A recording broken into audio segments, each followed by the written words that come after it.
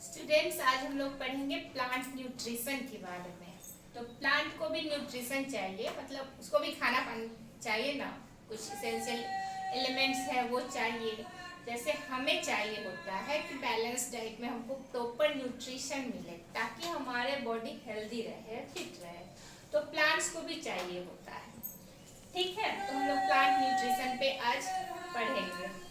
तो प्लांट्स जो हैं उसके लिए कुछ essential micro micro and macro nutrients चाहिए होता है। जो न्यूट्रिएंट्स कम अमाउंट में चाहिए होता है उसको कहते हैं माइक्रो न्यूट्रिएंट्स, और जो ज़्यादा चाहिए उसको क्या कहेंगे, मैक्रो न्यूट्रिएंट्स। तो आप लोग जानते ही होंगे कि प्लांट्स क्या है, वो ऑटोट्रॉप्स है।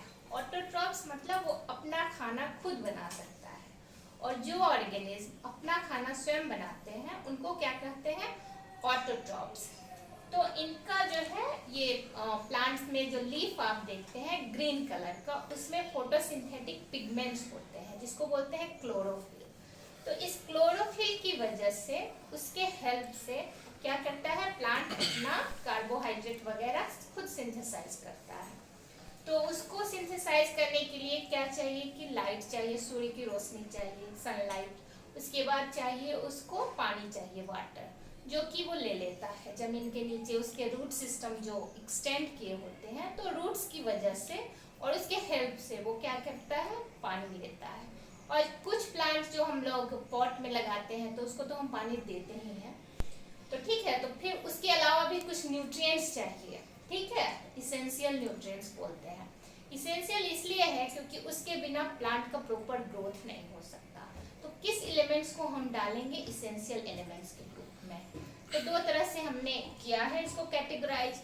एक मैक्रो न्यूट्रिएंट किया है जो कि चाहिए 1 to 10 mg पर ड्राई बॉडी वेट मैटर। ठीक है, तो उसमें आ जाता है carbon, hydrogen, oxygen, nitrogen, phosphorus, sulphur, potassium, calcium. ठीक है, कैल्शियम भी चाहिए।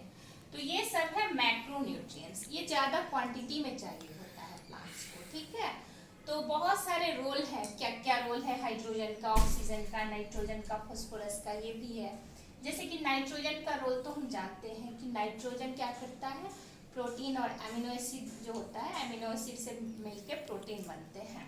तो प्रोटीन सिंथेसिस के लिए भी क्या चाहिए, हमें नाइट्रोजन चाहिए। तो बहुत सारे प्लांट्स होते हैं जो कि नाइट्रोजन खुद फिक्स कर लेते हैं। जो एटमॉस्फेरिक नाइट्रोजन है वो बैक्टीरिया के हेल्प से वो फिक्स होता है। वो आप बाद में मैं बताऊंगी नाइट्रोजन फिक्सेशन कैसे होता है, एक लंबा चौड़ा प्रोसेस है जिसके द्वारा क्या होता है, नाइट्रोजन जो फ्री है एटमॉस्फेयर में उसको प्लांट क्या करता है, अपने रूट सिस्टम्स में उसके राइजोबियम वगैरह बैक्टीरिया होते हैं, कुछ में एजोटोबैक्टर बैक्टीरिया है, वो सब क्या करता है, नाइट्रोजन को फिक्स करता है। ठीक है, अब आते हैं माइक्रो न्यूट्रिएंट्स पे। तो माइक्रो जैसे कि नाम से ही पता चल रहा है, माइक्रो मतलब कम, माइक्रो मीन्स ज़्यादा, तो माइक्रो मतलब कम अमाउंट में चाहिए। जैसे कि 0.1 mg पर ड्राई मैटर और बॉडी वेट चाहिए प्लांट के। ठीक है, तो इसमें आता है आयरन है, मैग्नीज है, कोबाल्ट है, मोलिब्डेनम है। ये सब क्या है, माइक्रो न्यूट्रिएंट्स है। तो इसलिए आप जब डिटेल स्टडी करते हैं कि मैक्रो न्यूट्रिएंट्स कहाँ कहाँ से आता है, तो कार्बन है, तो कार्बन का सबसे इजी सोर्स जो है हमारे एटमॉस्फेयर में क्या है, कार्बन डाइऑक्साइड। तो प्लांट क्या करता है, कार्बन डाइऑक्साइड एटमॉस्फेयर से लेता है। ऑक्सीजन भी है, वो भी एटमॉस्फेयर से ले रहा है, नाइट्रोजन भी है, वो एटमॉस्फेयर से ले रहा है। लेकिन कुछ एलिमेंट्स हैं जैसे फॉस्फोरस, सल्फर, ये सब वो मिट्टी से भी लेता है। ठीक है, तो होता है कि हम कुछ फर्टिलाइजर वगैरह जो ऐड करते हैं प्लांट्स को देते हैं, तो उसमें क्या है, उसमें ये सब न्यूट्रिएंट्स भी मिक्स रहते हैं। ठीक है, बहुत सारा फर्टिलाइजर आता है। अब तो जो कि चल गया है कि बायो फर्टिलाइजर भी है।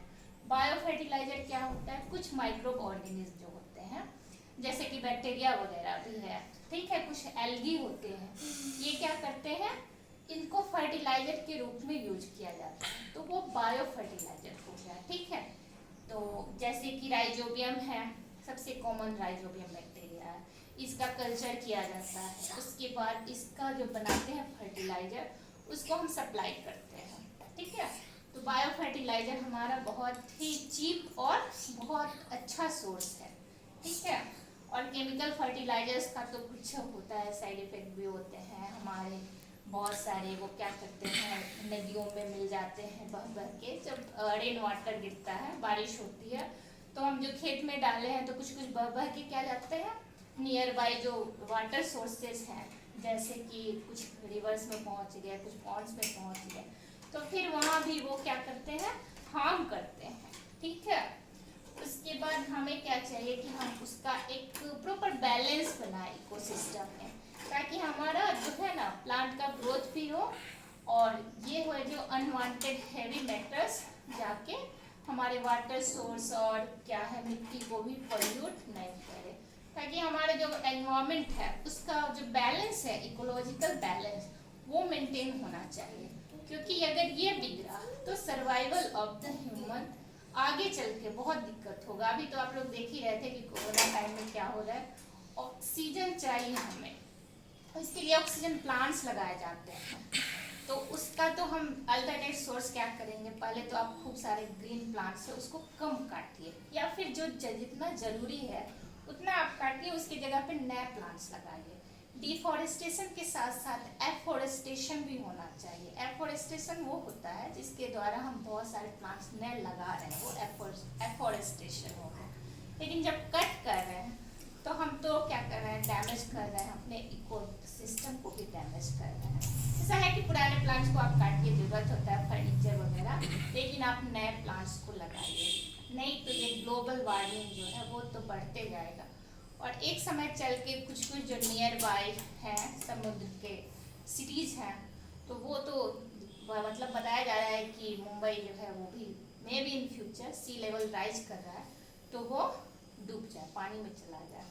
तो हमें इकोसिस्टम को बैलेंस रखना है, ठीक है। तो प्लांट को हम लगा दिए, तो उसके साथ साथ उसको न्यूट्रिशन भी प्रोवाइड करना है। तो कुछ प्लांट्स जो लैब में भी कल्चर किया जाते हैं, तो वो पानी में ग्रो किया जाता है, उसको कहते हैं हाइड्रोपोनिक्स। हम लोग पानी वाटर में ग्रो करेंगे और उसको क्या करेंगे कि उसमें कुछ कुछ न्यूट्रिएंट्स डालते हैं जो इसेंशियल न्यूट्रिएंट्स है उसके ग्रोथ के लिए, तो वो क्या हो गया हाइड्रोपोनिक, ठीक है। Thank you.